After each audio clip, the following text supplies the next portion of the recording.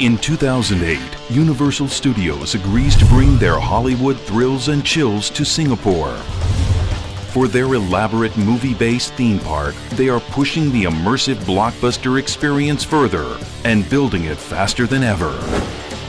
Creating this universe of entertainment requires extensive facade work that has to be finished beautifully and finished fast. Known for transforming environments into memorable experiences, Resorts World Sentosa calls on Cityneon to bring 25% of the park to life.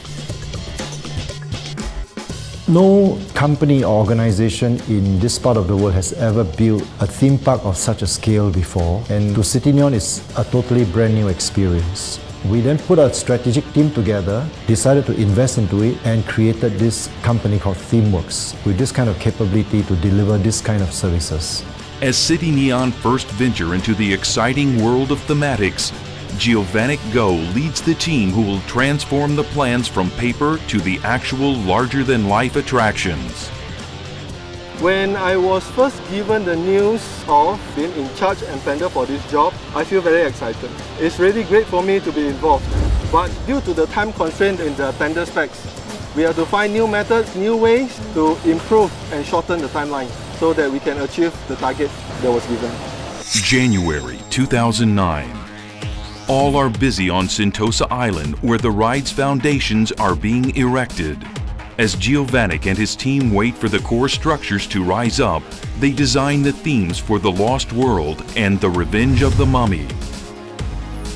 Designed for visitors to walk through Egypt's ancient architectural marvels, the Revenge of the Mummy is more than a hair-raising ride past the living dead.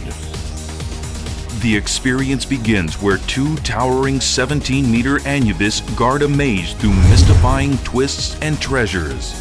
Beside Egypt lies the Lost World, a prehistoric rainforest based on Jurassic Park, where visitors escape into an enchanting jungle filled with dinosaur fossils and archaic stonework. Just how will Cityneon recreate the ancient environments of two completely different eras?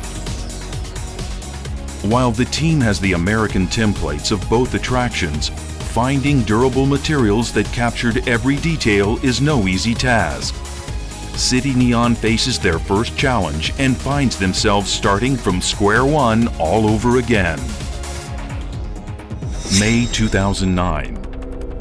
As the team rushes to overhaul their design plans, Resorts World Sentosa appoints Cityneon with another park attraction. The sci-fi city based on Battlestar Galactica. Unique to Singapore, the Battlestar Galactica ride is the first in Universal history that the world has ever seen, where humans and Cylons will cross paths mid-air. With no template for reference, Cityneon has to design the futuristic city from scratch. And the pieces have to be ready to install in only 90 days. We was given the opportunity to watch the video or the series again and again. Our focus to watch the show is to be able to see the detail of the show set itself so that we can actually transfer whatever we see from the TV itself into our design. Then we have a team of designers to do the design, the concept, and we propose it to the art director for approval. The designs are approved and the massive pieces finally start to take shape. The Cityneon team and the Universal Studios art directors track the progress of the giant prefabricated sculptures. Real site fabrication, there is a lot of unknown and unforeseen that will cause delay and hiccups to the whole project. So we need big factory space to do a full mock-up so that we can set it up, get the art director there, get the paint correct, the tone correct, we dismantle it, ship it here, fix up within 1 month's time. Another attraction that the team fabricates are patches of the Grand Mountain that welcomes park visitors and lines the monorail tunnel. In spite of the tight timeline, they still create the molds from real mountains. This is one of the most more realistic mountain that you may come across in Sentosa, and this is the closest in terms of textures that is closest to the nature of the rocks. July 2009. The Revenge of the Mummy and The Lost World are ready for the Cityneon team to move in their installations. Or so they thought. The base building is still under construction, but Giovannic and his team waste no time and begin setting up their facade steel foundations. Now it's no longer just a race against time, but also a scramble for workspace as they build side-by-side fellow contractors on a 24-hour shift. The main con is still constructing the main building, where the road facade is still undone.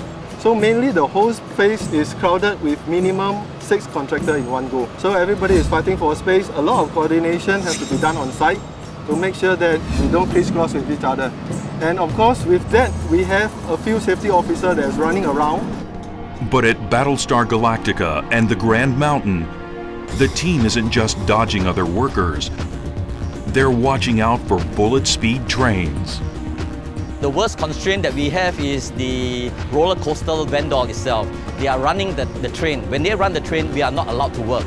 So most of our work are all night work too, and also at a limited time that is given to us. There is a very tight schedule, or rather the timing for us to work inside the tunnels. We have to work in the middle of the night till about 5 o'clock, and we have to clear up everything to let the monorails to continue its operations. In Egypt, completing the facade work gets complicated since the tedious cement sculpting process requires a controlled environment. A far cry from the crowded construction site. The direction that Universal Studios art director gave us is to replicate Egypt. That means the pyramids, the Anubis, the pharaohs. You have to actually more or less copy it, and then to replicate it here, they really have to sit down there or stand down there under the sun to really carve it, each piece into a different forms. Or you gotta make cement to look like bricks. Spanning 24-meter walls, their intricate Egyptian art and dinosaur fossil carvings would have to hold up to Singapore's monsoon season and more. But even Cityneon's artists, flown in from around the world, couldn't stop the rain from washing their artwork away. Working during the monsoon season is a very frustrated period actually, because whatever we do, the night before it gets washed away. So we actually put up tentage and shelter for the sculptor to sculpt and make sure everything stays on. But of course there is some days that the rain is too heavy, even with the shelter. So everybody have to come back and retouch up the whole piece again.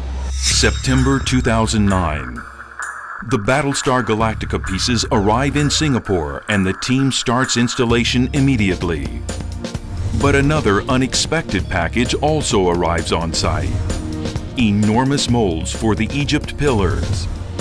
With no clean and controlled place to cast the pillar pieces, Giovannic and his team are losing more time. With a 200-man crew for each attraction working round the clock, Cityneon is unstoppable. In a matter of weeks, the themes start to emerge, with the team building Egypt faster than the Egyptians. They turn cement into wooden planks and a lush rainforest overnight. And in only a few days, an infinite army of Cylons are locked and loaded for battle. Every day seeing the color improving, getting near to what the art directors have been approved for, it really built up the mood of having it complete. It's amazing seeing the whole process being done from scrap until the finished color complete, the last touch of the part. But the work is far from over as the team continues to install their artwork and finishing touches across the rest of the park. Aside from attractions, Cityneon is busy dressing up their dazzling dining venues. The 1940s steakhouse, KT's Grill. The 50s rock and roll diner, Mel's Drive-In. And the distinctly Italian Louis' New York Pizza Parlor. The main success point for this Universal Studio Park for Cityneon is the teamwork that we produce. That means the whole team work together day and night, put in all their best, sacrifice their days and night, their holidays their family time to make sure that we complete everything on time. The credit goes all the way out to them. January 2010. 1 year of thematic construction. 15,000 hieroglyphic characters painted. 8,000 fossil bones carved. 200 meters of innards fabricated. At 3 mind-blowing blockbuster attractions in one world-renowned theme park. We get to do something that's about 2,000-3,000 years ago. And then you really go down into research and look at it and know the history behind it. I will say that yes, theming is an art. It is something that is very different from a normal renovation or fitting out job itself. Because when you come to theming, there's a lot of details that you have to pay attention to. I'm proud to see the park open, seeing what I have done makes so many people happy. We have achieved both the crazy and the inconceivable part, and we are proud of it. Many people out there will be asking, who can build such a theme park to this quality within this time at this budget? And they will be interested to talk to us. Cityneon, from environments to experiences.